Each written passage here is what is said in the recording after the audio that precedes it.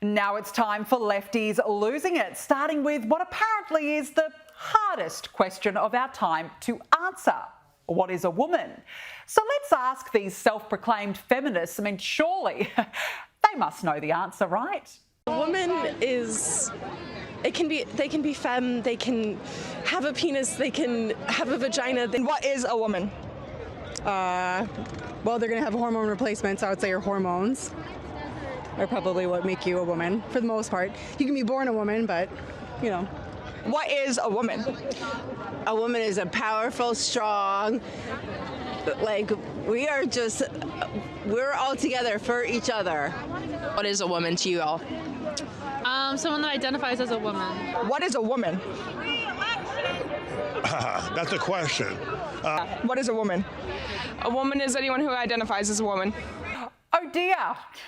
Only the left would protest women's rights and have a complete brain fart when asked what is a woman. It just never gets old, does it? Actually, I don't ever think it'll stop being hilarious. Now to this insufferable leftie and her bizarre take on resistance. Black healing is resistance. Indigenous healing is resistance. Trans healing is resistance.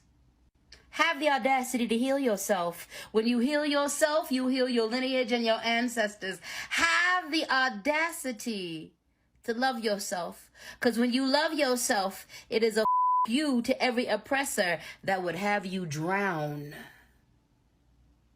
in your self-hatred. How was the pause at the end there? Good grief. Now to the tiresome twits who still cannot seem to grasp that Donald Trump won the election. Thousands have marched against the incoming president in Washington, D.C.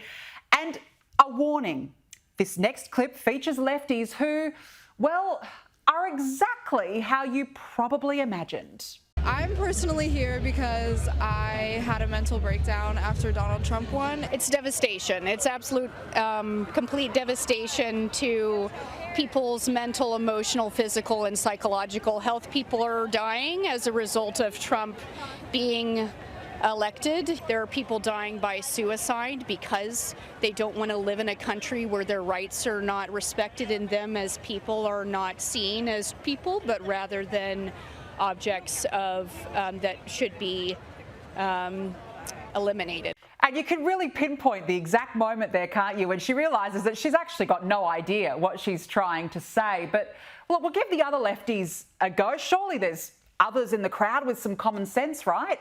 It's a downward mental impact. It's not good. My biggest worry right now, honestly, as a mother of a trans kid, I really worry about their rights. Like my sign says, our own Constitution only says all men are created equal, and I really wish that would change for the whole country. No, look, there's got to be other reasons, surely. I mean, the majority of the country voted not for the woke, but for important issues like cost of living, right?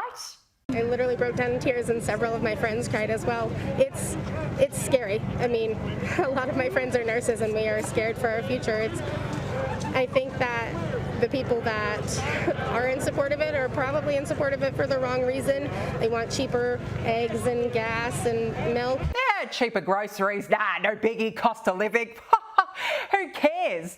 I mean, I'm sure all of the American Trump voters will take advice from someone dressed in a Handmaid's Tale's uniform and a mask there. It was a cute touch, that mask. Really, really love it. But now we are really heading into bonkers territory with this next lefty. Illegal immigration is a farce. What do you call it? What do you call it? Undocumented? Government. It's an imaginary line. I dare you to cross the Canada-United States line. White man, how dare you? How dare you? That was kind of racist. I'm a privileged white man too. But you know what I'm doing? You just called me a privileged white man. You cannot be racist to white people because white people are the dominant race in this country. Full stop. You were calling me privileged when you don't know anything about me. I could have grown up in Section 8 housing. This is privilege. Okay, all right. Tell me this. Tell me this. Tell me this. Tell me this. Tell me this. Privilege. Why are the left so self-loathing, riddled with guilt, absolutely tying themselves in knots of confusion? And even the white liberal Karens seem to confuse themselves as well. So what does that mean, white supremacy is terrorism? Have people been terrorized by white supremacists? Do you notice that almost everyone here is white? White started it, white got to fix it. Okay, just wanted to make sure. I'm glad we clarified that. Good one. Thank you. Now to peak lefty Don Lemon, you know, the former CNN host, the one that was sacked. Well, he's back posting illogical rants and on a downward spiral, this time suggesting that moving Trump's inauguration indoors was not due to the cold. I'm not sure it's the cold. I think maybe it's that you're afraid of the crowd sizes and that hotels are still available and that a lot of people, as many people as, you know, showed up for, you know, Barack Obama or Joe Biden or whatever, won't be showing up for your inauguration. I think it's the crowd sizes. That number is more important than the temperature number. You keep telling yourself that, Donnie. If it helps you sleep better at night, all the best to you. Now to New York, where I'm sure the locals would hope for a crackdown on crime and violence and other issues. So how is New York Governor Kathy Hochul spending hard-earned taxpayer dollars? I mean, surely it's on fixing things and improving the lives of those. No, how naive of me. No, it's going towards jazz hands and an audition for Broadway. Good to see. Now, what will the bitter banshees of The View do once Joe Biden is gone? I miss him already. I miss him. He's a good person. You know, he spent the last 50 years caring about the country. This other one spent 50 years scamming everybody, you know, and trying to stay out of jail. You know who I'm talking about. You know, I really miss Biden. I feel like we were safe. Like, I didn't have to worry. Was everything going to blow up? I could live my life while he was there. Now, every day I wake up and I worry, what is this guy going to do next? Poor Joy. She must be one of the only people who feel safe with this man. You know, a very safe, stable, coherent President of the United States. And it looks like the Trump effect is in full swing now. SNL are taking on the lunatics over at MSNBC. Hello and welcome to MSNBC. I'm Rachel Maddow.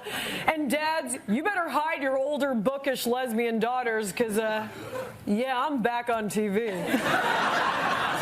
Tonight for our special inauguration weekend coverage, I'm joined by our panel of MSNBC hosts, basically like the Avengers for your aunt. It's Ari Melber. Thanks, Rachel. Joy Reid. Glad to be here. Stephanie Rule. Hey, girlfriend. And finally, Chris Hayes, a.k.a. Woke Sheldon.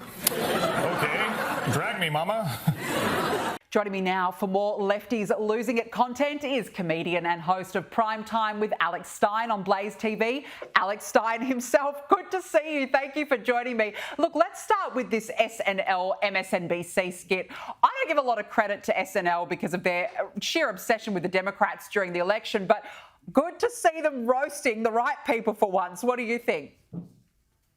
No, I love it. And I think they're actually realizing now that Donald Trump won that half the country wants to make fun of all these weirdos that try to spread real misinformation. I mean, you just played the clip of Don Lemon saying that Donald Trump's not having his inauguration outside because of crowd size. Like, they are the ones, MSNBC, CNN, they are the leaders in misinformation and disinformation. So I'm so happy that SNL is finally calling them out. This is, it's just a beautiful thing to see happen, and I couldn't be happier at the moment. Oh, look, same. It's about time MSNBC got what is coming to them because they are all an absolute disgrace on that network. Now, Alex, the YMCA, gee, it's in full swing, isn't it, ahead of Trump's inauguration. Have a look at the flight going into Washington, D.C. Packed full of fans. Have a look.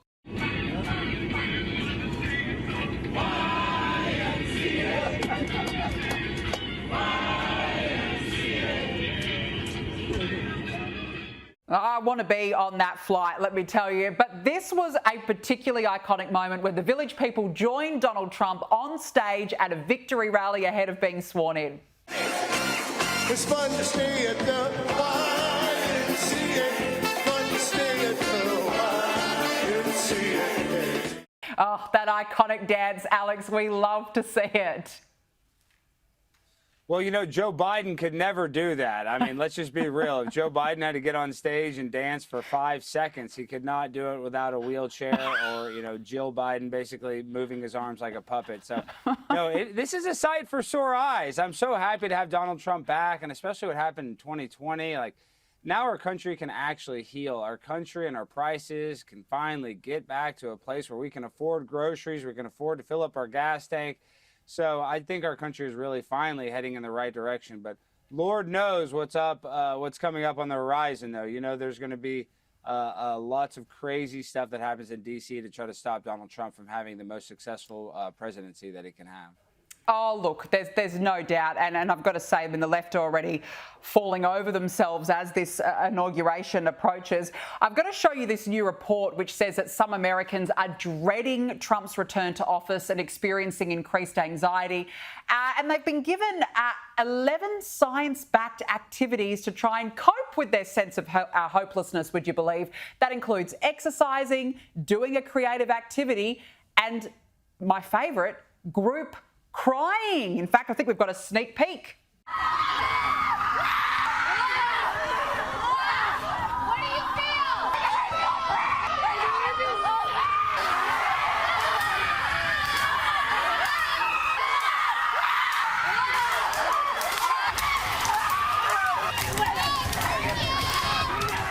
I don't know, Alex, I don't know. Is that going to help? A bit of group crying, throwing sticks around, is that going to do it? Yeah, that's going to fix it. But I'm surprised that they haven't marketed a Donald Trump vaccine yet. And I think all of these women, they would sign up and get it as soon as possible if they could get a vaccine that would keep them safe from Donald Trump. So I don't know. I don't know why these women are so afraid of Donald Trump. I guess they're worried that they can't get an abortion. I really don't know what they're afraid of. You just saw that clip. They're afraid of the eggs being cheaper at the grocery store. It's ludicrous. Oh, they're just ridiculous, honestly. Like, they need to just get with the times, move on. The world has changed. It's time to move forward. Let go, please let go. Now, we were talking earlier about Joe Biden, and we know that the Democrats and the left-wing media covered up his status as a potato for so many years. But now we learn that the president allegedly used teleprompters for small fundraisers hosted at private homes. The New York Times said that the president's inner circle had Mr. Biden use a teleprompter for even small fundraisers in private homes, alarming donors who were asked to provide questions beforehand. Meanwhile, it's also been revealed that the president had no clue whether or not he signed a critical executive order to freeze new liquid natural gas export permits. He apparently had no idea and no clue what he actually signed, Alex. And again, his inner circle knew all of this and they continued to allow him to be the leader of the free world. Yeah, I mean, Danica, it's not funny. And if you look at some of the people that Joe Biden pardoned, he has no idea what he's doing. And that's been the case his whole entire presidency. So people just put stuff in front of him. I don't know if they've rubber stamp it with his signature. I'm not sure, but I know that he does not know what he is authorizing and probably hasn't known for the majority of his presidency. So that's where we're at. We have a shadow president that is being puppeted by not just his wife, but by deep state actors that were not elected to be the president of the United States, but they are the ones that are actually calling the shots as if they were the president. So it's kind of scary, and I'm happy that Donald Trump is in there, a guy that is coherent, that knows what he's signing, knows what he's doing, knows who he's pardoning, and knows what's best for our country. So the times are changing fast, and that's exactly what we need. Well, absolutely. You can't have the leader of the free world signing off on important documents, but actually having no idea what they're signing. I mean, is this really where it got to? It's just worse than we could have ever have anticipated. Now, let's talk about TikTok. It said it was in the process of restoring operations over in the US after Donald Trump promised to issue an executive order to extend TikTok operations on Inauguration Day. This is what he said. As of today, TikTok is back. I said, I'll approve, but let the United States of America own 50% of TikTok. I'm approving on behalf of the United States. So whether you like TikTok or not, we're going to make a lot of money. So, Alex, it was banned, but that lasted a whole of 24 hours. Why do you think Donald Trump is saying, no, here we go, reopen TikTok again? Because Donald Trump knows what the American people want. And you saw the videos of people freaking out now that their TikTok account is closed. I mean, this is a lot of people's jobs now with this new digital media era where you can just be an influencer. So Donald Trump realizes how important that people need to have TikTok. And yes, they have our information, but every social media company has our information. So Donald Trump knows what he's doing. And this is the other kind of sad thing is you don't see enough people giving credit to Donald Trump. They're trying to give credit to Joe Biden as if Joe Biden even knows what TikTok is. He has no clue in the entire world what TikTok is, what it does. So, Donald Trump deserves credit for saving the app that's so important to so many Gen Z and young people in the world. I agree. It's funding livelihoods. It's made careers out of people. I completely agree with you. I'm not supportive of a ban, a full stop. So good on Donald Trump. Now, look, billionaires are falling over themselves to kiss the ring with Donald Trump, the latest being Microsoft co-founder Bill Gates. This is what he said. Have you met with Donald Trump since the election? Yeah, I had a chance to go have a long and actually quite intriguing dinner with him. What did you discuss? What was intriguing? Well, we touched on a lot of things. It was over 3 hours. I felt like he was, energized and, looking forward to helping to drive innovation. I was frankly impressed with how well he showed a lot of interest in the issues I brought up. Alex, Bill Gates was a big Kamala Harris donor. What do you think's changed here with a lot of these billionaires? Well, when it comes to Bill Gates, he sees that RFK Jr. has a great, chance of being the HHS, director. So he's very scared that he might get exposed for maybe some of the vaccine practices that he did, not saying whether they're safe or not, but I guess he doesn't want a magnifying glass looking into some of his actions, not just in America, but in other countries. So he's probably scared, and he realizes that he needs to buddy up with Donald Trump. And Bill Gates is a smart guy. He's a great businessman. I think that, he will do what's best for not just himself, but for his company, for everything that he's created. So he's going to be friends with Donald Trump. There's no point in making Donald Trump an enemy. That just would be the dumbest move if I was a billionaire right now. Good point. It would be a very, very dumb move. Now, look, you can always count on Alexandria Ocasio-Cortez to provide a daily dose of tragic. And here she is on the verge of tears, apparently, claiming America is on the eve of fascism. We are on the eve of an authoritarian administration. This is what 21st century fascism is starting to look like. Oh, Alex, how predictable is this woman? Oh, I mean, you can see it from a mile away. Even if she wanted to say anything complimentary of Donald Trump, she just couldn't. Her constituents wouldn't let her. So, let's just be real. AOC is not that afraid of Donald Trump. She's from New York. Donald Trump has had a presence in New York for a long time. So, let's just be real. She probably has to do this to try to put on a front for all of her supporters. I think that she's actually excited that Donald Trump is in there because now she kind of has a villain to go after. When the country is failing under Joe Biden, she had to protect Joe Biden. Now that Donald Trump is in office, she can have an enemy and a target to go after. So this actually helps not just AOC, but also MSNBC, CNN. They have a villain that they can finally talk about instead of trying to protect our president that was just a puppet for the last 4 years. Yeah, well, it must have been exhausting for the last 4 years trying to protect a potato of sorts. Now, Donald Trump launched a new meme coin, sparking a buying frenzy that saw this token skyrocket over 300% within hours. Buyers rushed to snap up this limited supply of Trump cryptocurrency. Alex G, what a world we live in when the next president of the United States has launched his own crypto.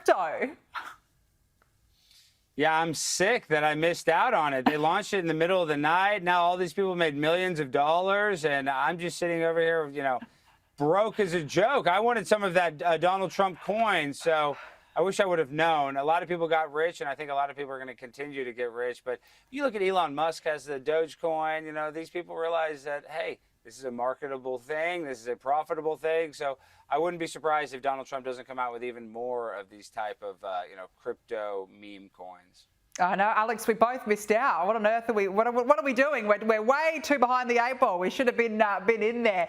Alex Stein, always nice to catch up. Thank you very much for joining me on the show this evening.